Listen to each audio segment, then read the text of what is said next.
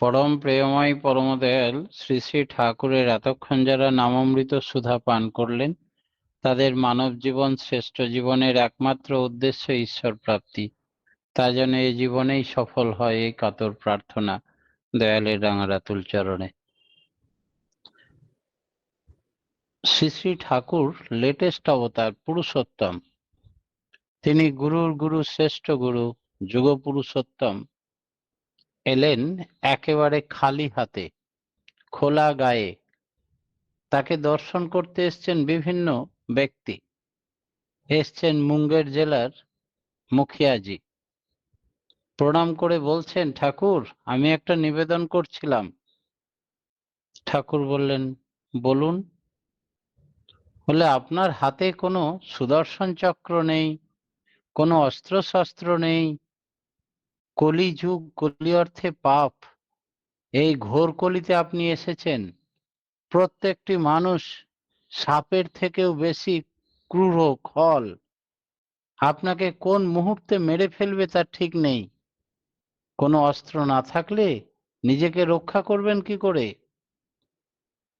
সব কিছু শোনার পরে ঠাকুর মৃদু হেসে বললেন, আমারও একটা অস্ত্র আছে মুখিয়াজি, আপনি চিন্তা করবেন না। বলে, কোথায়? আমরা তো কিছু দেখতে পাচ্ছি না। বলে, সেটা হচ্ছে প্রেমবাণ। আমাকে যারা আমার ক্ষতি করতে আসে, আমি তাদের সঙ্গে প্রেম করে ফেলি। আর এই প্রেমের বাণে জর্জরিত হয়ে সে অবনত মস্তকে একেবারে আমার সেবক হয়ে ওঠে। আমার নিধন করতে এসে সে সমস্ত ঐশ্বরিক ধন প্রাপ্ত করে চলে যায়। মানব জীবন, মানব সফর সফল হয়ে যায় তার। আবার কিরকম কিরকম জানেন? একবার শ্রী শ্রী ঠাকুরকে নিধন করার জন্য উগ্রবাদী নেতাকে ঠিক করা হলো। তার বাড়ি টাটা।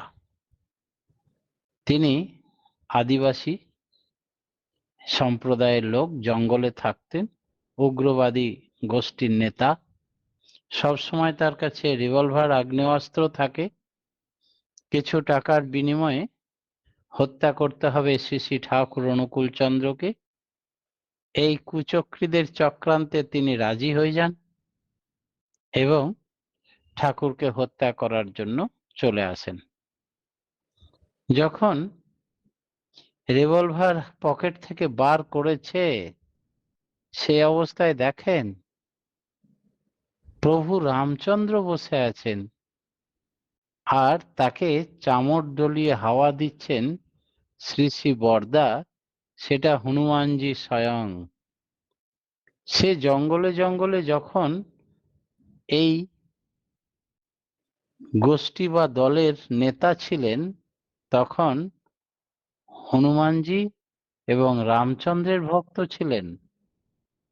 তাই হনুমানজি এবং রামচন্দ্রকে দর্শন করতে লাগলেন হতাবাক হয়ে।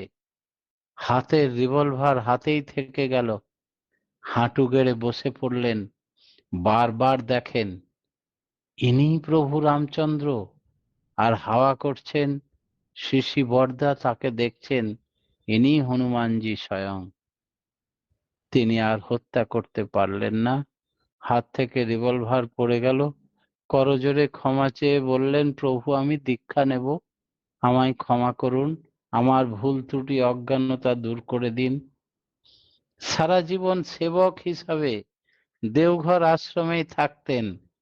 তিনি একজন হোমিওপ্যাথি ডাক্তারও ছিলেন। আর আজকে আপনারা যারা পাঠ শুনেন সাঁওতালি ভাষায় সত্যানুসরণ, তিনি তার সংকলন কর্তার মধ্যে একজন। দুমকা আশ্রমে যখন আমি থাকতাম, তখন উনি বেশ কিছুদিন আমাদের সঙ্গে ছিলেন। একদিন আমি জিজ্ঞেস করলাম, আপনি কি করে ঠাকুরের আশ্রয় এলেন, টাটার বাসিন্দা?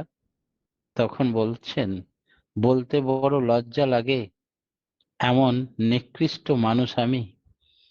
দয়াল দয়া করে তার স্বরূপ প্রকাশ করে দেখালেন, তিনি রামচন্দ্র। শ্রী শ্রী বরদা হনুমানজি। এই দর্শন হওয়ার পরে আমার রিভলভার হাত থেকে পড়ে যায়, খুন করতে এসে ভক্ত হয়ে বসে, তাই সারা জীবন তার সেবক হিসাবে থেকে যায়। এরকম একটা দুটো ঘটনা নয়, অনেক ঘটনা। সেই রামচন্দ্রের ছোটবেলার একটা ঘটনা বলি, যা থেকে পরিষ্কার বোঝা যাবে কোনো অস্ত্র, কোনো শস্ত্র, কোনো কিচ্ছু দরকার হয় না।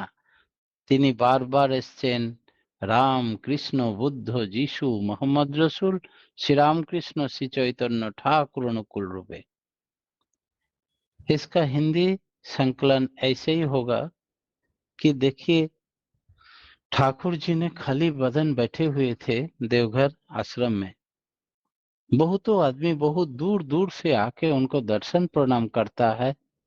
मुखिया जी आया मुंगेर से, उन्होंने प्रणाम करके करजोर नतमस्तक बोले, हम कुछ बात कहना चाहते हैं ठाकुर जी। ठाकुर जी बोले, बोलिए।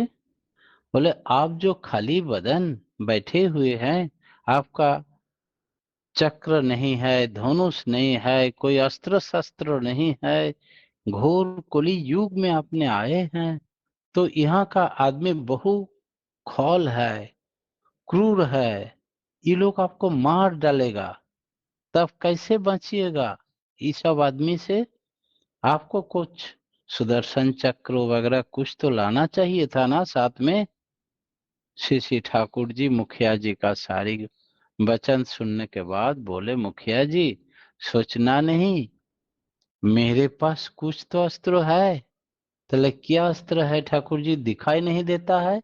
तो वो अस्त्र ऐसा ही है, दिखाई नहीं दिए देखा जाएगा नहीं, लेकिन महसूस किया जाएगा जरूर।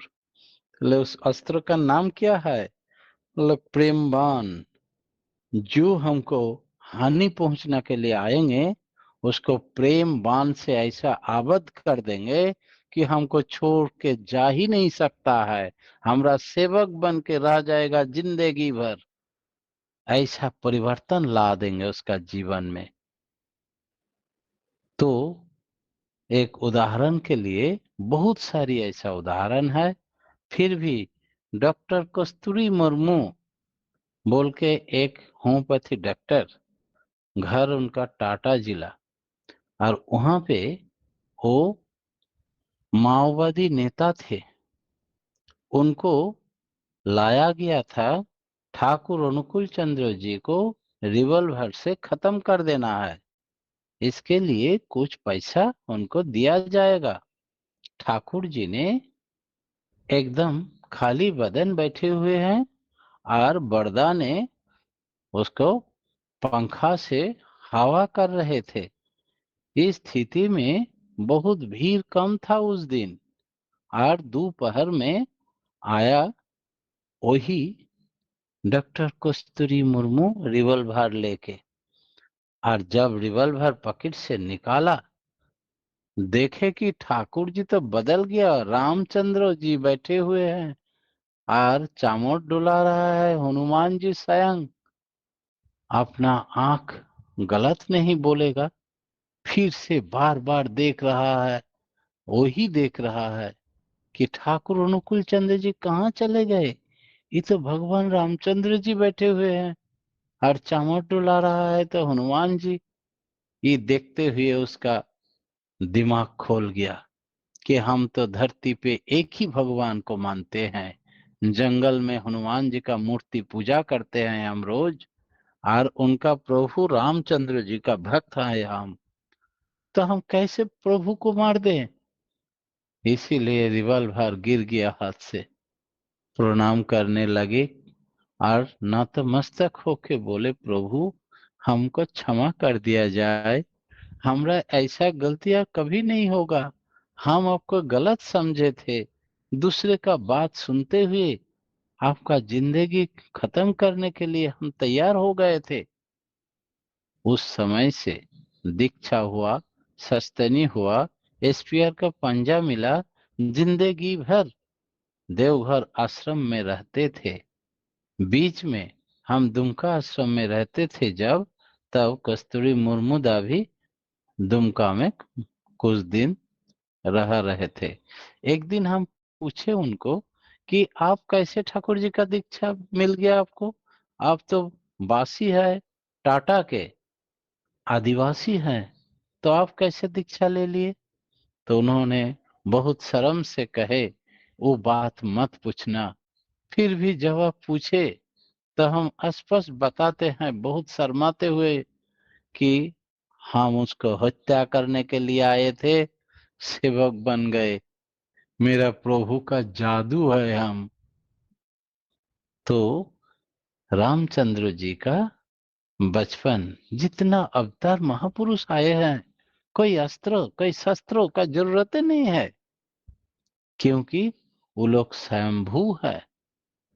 तो अवतार महापुरुष एक ही व्यक्ति, राम कृष्ण बुद्ध यीशु मोहम्मद रसूल, श्री राम कृष्ण श्री चैतन्य ठाकुर अनुकूल, एक ही व्यक्ति। বুদ্ধ ঈশায় বিভেদ করি শ্রীকৃষ্ণ রসুল চৈতন্যে জীবোদ্ধারে আবির্ভূত হন একই ওরা, তাও জানিস নে? কেমন?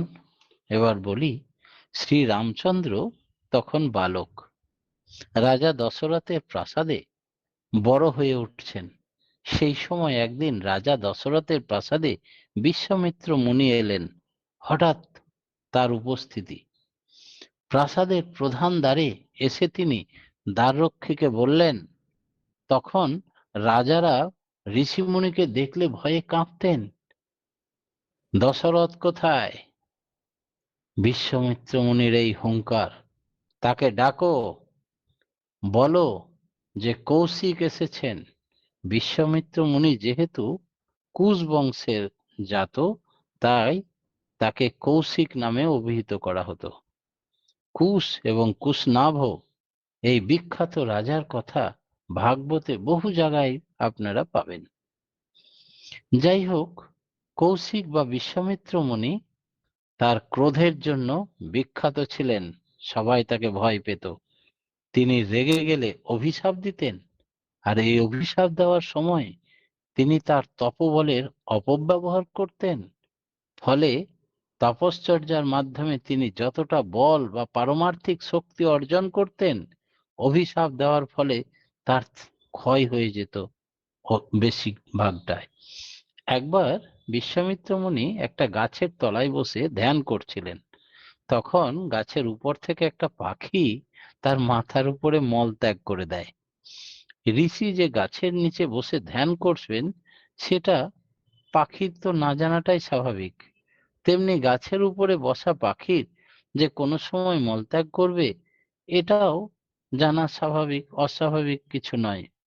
তাই বিশ্বামিত্র মুনি পাখির মলত্যাগে ভীষণ ক্ষুব্ধ হয়ে উঠলেন, আর পাখিটার দিকে তাকিয়ে বললেন, ভস্ম হয়ে যা। এর ফলে সারা জীবনে যে তপস্যার শক্তি, তার থেকে 50 বছরের তপস্যার শক্তি ক্ষয় হয়ে গেল।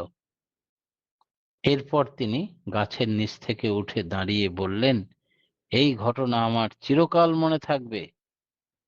আমি এত বড় একটা ঋষি, আর তুচ্ছ পাখি তুই আমার মাথায় মলত্যাগ করলি। তখন তিনি আরো 1000 বছরের তপস্যার ফল হারিয়ে ফেললেন। তাই ক্রুদ্ধ হলে মানুষের ক্ষয় হয়ে যায় শক্তি, তপস্যার বল। বিশ্বামিত্র মুনি দশরথের প্রাসাদে এসছেন জানতে পেরে দশরথ তো একবারে হন্ততন্ত হয়ে বৈশিষ্ট্য মুনিকে বললেন, কৌশিক এসেছেন কোথায়? আমার এখন কি করা উচিত? আমি জানি না উনি আমার প্রাসাদে এলেন কেন। আমি কি কিছু ভুল করেছি? তিনি আমাকে কোনো অভিশাপ দিবেন নাকি? বৈশিষ্ট্য মুনি বললেন, প্রথমে আপনি আপনার বার্তাবহের মাধ্যমে তাকে বলুন যে এই সমগ্র রাজ্যই হচ্ছে আপনার। আমি কেবল আপনার হয়ে পৌঁছাতে 2 মিনিট সময় নিচ্ছি। দয়া করে আপনি রাগ করবেন না। বার্তাবহ মুনির কাছে ফিরে গিয়ে সে কথা বলে তাকে বসার জন্য আসন দিলেন। বিশ্বামিত্র তো রেগে গেলেন, আমার কোনো আসনের প্রয়োজন নেই, রাজা কোথায়, তাকে এখানে নিয়ে এসো। ইতিমধ্যে রাজা দশরথ উপস্থিত হয়ে বিশ্বামিত্রকে সাষ্টাঙ্গে প্রণাম করলেন আর বললেন, আপনি কি আকাঙ্ক্ষা করেন দয়া করে যদি একটু বলুন ঋষিবর। আপনি যদি এই কৌশল সাম্রাজ্য আকাঙ্ক্ষা করেন তবে দয়া করে তা গ্রহণ করুন। বিশ্বামিত্র বললেন, না, আমার কোনো সাম্রাজ্য চাই না, আমি এখানে তোমার কাছে অন্য কিছু চাইতে এসেছি। তোমাকে অবশ্যই বলতে হবে যে তুমি আমাকে তা দেবে কি না। দশরথ ভাবতে লাগলেন যে মুনিবর তার কাছে আর কিছু চাইতে পারেন, আমি দিয়ে দেব, কিন্তু আমার মাথা পর্যন্ত যদি চান আমি নিজে হাতে কেটে দিয়ে দেব, তার চরণে নামিয়ে দেব, কিন্তু আমার প্রাণাধিক সন্তান রামচন্দ্রকে যেন না চেয়ে নেয়। তাই তিনি চুপ করে থাকলেন। আর দশরথকে চুপ করা দেখেই বিশ্বামিত্র মুনি জিজ্ঞাসা করলেন, কি হলো, তুমি কি ভাবছো? তুমি কি কোনো কিছু রক্ষা করার কথা ভাবছো? দশরথ বললেন, না না মুনিবর, আপনি যা চাইবেন আমি তাই আপনাকে দেব। বিশ্বামিত্র মুনি বললেন, আমি রাম লক্ষ্মণকে চাই। একথা শুনে তো দশরথ মূর্ছা গেলেন, সঙ্গে সঙ্গে অজ্ঞান হয়ে পড়লেন। দশরথের জ্ঞান ফিরল, চোখে মুখে জল দেওয়ার পরে বিশ্বামিত্র মুনি আবার বললেন, তুমি ভয় পাচ্ছ কেন? আমি রাম লক্ষ্মণকে চিরদিনের জন্য নিয়ে যাব না। আমি একটি যজ্ঞ করব, কিন্তু দানবরা যজ্ঞে মলমূত্র ত্যাগ করে যজ্ঞ পণ্ড করতে পারে। আমার যজ্ঞের সময় রাম লক্ষ্মণ সেখানে খেলাধুলা করবে, আর দানবরা তোমার যজ্ঞে যেসব অপবিত্র কাজ যেন তারা না করতে পারে, সেই জন্য রাম লক্ষ্মণকে নিয়ে যেতে এসেছি। আমরা এখনই রওনা দেব। এরপর নাবালক রাম লক্ষ্মণকে নিয়ে বিশ্বামিত্র মুনি গভীর অরণ্যে নদী পার হয়ে আশ্রমের দিকে রওনা দিলেন। শিশু রাম লক্ষ্মণ তখন দারুণ মজা, পড়াশোনাও নেই, এই কদিন বেশ নদীতে সাঁতার কাটা, অফুরন্ত ছুটি উপভোগ করবেন। আর বিশ্বামিত্র মুনি তাদের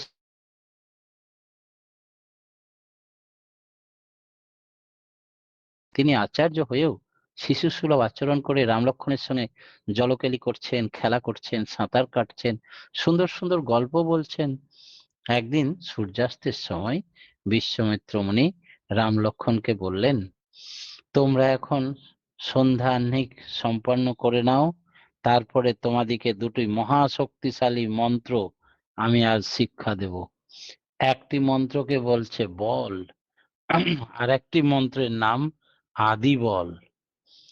দানবদের প্রতিহত করার জন্য তোমাদের এই দুটো মহাশক্তির প্রয়োজন হবে। বিশ্বামিত্রের কাছ থেকে শক্তি দ্বয়ের শিক্ষা প্রাপ্ত করলেন রাম এবং লক্ষ্মণ। মুনির পাদদ্বয় মর্দন করে দিলেন, শরীর মর্দন করলেন। বিশ্বামিত্র মুনি বিশ্রাম গ্রহণ করতে গেলেন। পরদিন বিশ্বামিত্র মুনি আশ্রমে প্রাঙ্গণে যজ্ঞ শুরু করলেন। তখন সেখানে এক বিখ্যাত জাদুকর দানবের আগমন ঘটল। তার নাম মরিচ। যখন মরিচ কোথাও আসে তখন সেখানে গাছপালা ভেঙে যায়, নদীর জল আকাশে উথলে ওঠে, আকাশের নক্ষত্র খসে পড়ে, পশুরা ভয়ে দৌড়াদৌড়ি বিচলিত হয়ে ছোটাছুটি করে, পাখিরা চিৎকার করে জঙ্গল ছেড়ে পালায়, ঋষিরা ভয়ে মৃত্যুবরণ করে। কেননা মরিচ কোনো ঋষিকে দিয়ে সকালের জল খাবার সারে, ধরে আর গিলে খেয়ে নেয়। এত বীভৎস মরিচ কোনো রাজা বা ক্ষত্রিয়কে পেলে তখন তারা দুপুরের খাবার সম্পন্ন করে। তার সঙ্গে ছিল দূষণ। দূষণ আর মরিচ বিশ্বামিত্র মুনির আশ্রমের উপরে আকাশে ঘুরপাক খেতে লাগলো। जब भगवान रामचंद्र जी का पिताजी के पास विश्वामित्र मुनि ने पहुंचा, और विश्वामित्र मुनि के देखते हुए दशरथ जी ने खरबराने लगे और सोचने लगे, हम तो कुछ गलत नहीं किए, क्या मांगने आए हैं, क्यों आए हैं।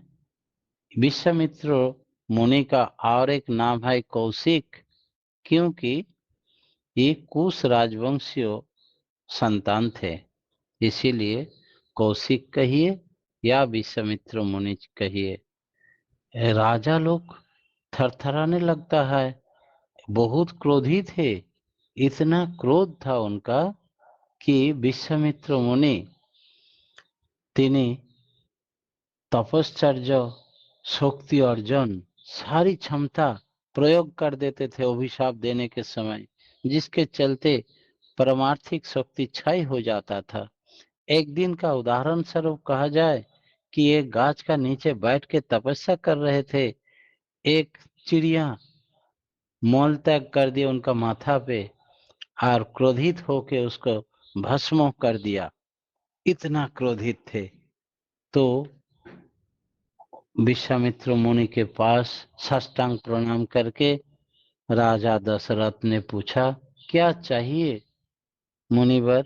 मुनिवर बोले, हमको कुछ नहीं चाहिए, राम लक्ष्मण दोनों लड़का को हम ले जाएंगे मेरे आश्रम, अस्थाई रूप में नहीं, बल्कि हम वहाँ जाग जग शुरू करेंगे, ये लोग दोनों रहेंगे उपस्थित, तो कोई दानव का वहाँ अत्याचार नहीं होगा, इसीलिए ले जाना चाहते हैं। तो राजा दशरथ का परमिशन लेते हुए उन्होंने यात्रा शुरू किया, मुनिवर का आश्रम ले गए। विश्वामित्र मुनिवर का आश्रम में वो लोग नदी में स्नान करते थे, खेल कूद करते थे, बड़ी आनंद में रहा। दूसरा दिन सुबह जब जग शुरू कर दिया तो देखा आकाश में आ गया मरीच बोल के एक दानव, जिनके आने के साथ साथ पैर सब जो है टूट रहा है और चिड़िया सब रो रो के भाग रहा है और आकाश से नक्षत्र गिर पड़ता है। ऋषि लोग देखते हुए दौड़ के भागता है, कोई मरता है। ऐसा कहावत है कि मरीच आने से वो नाश्ता करते थे, कोई ऋषि को पकड़ के खा लेते थे और कोई राजा लोग को मिलने से दोपहर का खाना भोजन हो जाता था। उसके साथ और एक साथी आया, ये दोनों दूषण उसका नाम है। दूषण और मरीच को देखते हुए विश्वामित्र मुनि उसका सारी योग तपस्या अब बेकार हो जाएगा यही सोचने लगे। तो उस समय যজ্ঞে ঘৃতাহুতি দিচ্ছেন, রাম তার পাশে বসে আছেন, ইশারা করে মুনিকে জানালেন দানবদ্বয় এসে গেছে। রাম লক্ষ্মণ বললেন, এখন আমাদের কিছু করা উচিত। লক্ষ্মণ বললেন, হ্যাঁ, আমি কিছু করি বলে একটা তীর ছুড়লেন আকাশের দিকে। তীরগুলো ৩-৪ মাইল উপরের দিকে ঘুরতে লাগলো, অন্ধকার করে দিল, যাগযজ্ঞের স্থান দেখা গেল না। তখন এই মরিচ আর দূষণ বলল, কোথায় যাগযজ্ঞ করছে, আমরা মলত্যাগ করব বলে এসেছি, সেই যজ্ঞতে তো দেখতেই পাচ্ছি না। তখন বলল, আরেকটু ভেতরে গিয়ে দেখি, আমাদের খবর তো ঠিক আছে। যখন ভেতরে দেখতে এসছে, এমন এক তীর মারলো রামচন্দ্র লক্ষণ যে সে দূরে গিয়ে ছিটকে পড়লো আর জীবনে উঠে ভারতবর্ষে থাকেনি। শোনা গেছে পরবর্তীতে শ্রীলঙ্কাতে গিয়ে তিনি তপস্যায় রত হয়েছিলেন, এই দুষ্কর্ম থেকে বিরতি নিয়েছিলেন। আর দূষণকে এক তীর মারাতে সেখানেই মারা গেছিল আর তাদের অত্যাচার বন্ধ হয়েছিল। আকাশে ঘূর্ণিপাক খেত দূষণ মরিচকে বলল, কি ব্যাপার, যাগযজ্ঞ করছে না? কিন্তু এই দুজনের এই আঘাতের ফলে সুন্দরভাবে যাগযজ্ঞ সম্পন্ন হওয়ার পর ঋষিবর বললেন, বিশ্বামিত্র, তোমাদিকে যে আমি বল আর মহাবল দুই মন্ত্র শেখালাম, সেগুলো প্রয়োগ করলে না কেন? তখন রামচন্দ্র বললেন, একটা ঘাস তুলে আমি নিক্ষেপ করেছিলাম, ঘাসের আঘাতে এত বড় মরিচ দানব পতিত হলো আর এই রাস্তা ছেড়ে দিল। আর একটা ঘাসের আঘাতে দূষণ দানবের মৃত্যু ঘটলো। তাই কোনো অস্ত্রের প্রয়োজন হবে না। আপনার এই বিখ্যাত বল এবং অতিবল ভবিষ্যতের জন্য সুরক্ষিত রাখলাম। বিশ্বামিত্র মুনি শ্রীরামচন্দ্রের কাছে করজোড়ে বন্দনা করে বললেন, হে ভগবান রামচন্দ্র, তুমি সমস্ত শক্তির উৎস। আমি মূর্খতাবশত তোমাকে আমি বল মহাবলের মন্ত্র শিখিয়েছি। ঘাসের আঘাতে তুমি এই মরিচকে আর দূষণকে মেরে ফেলতে পারো। এই হচ্ছেন परमपिता परमेश्वर परमात्मार लीला।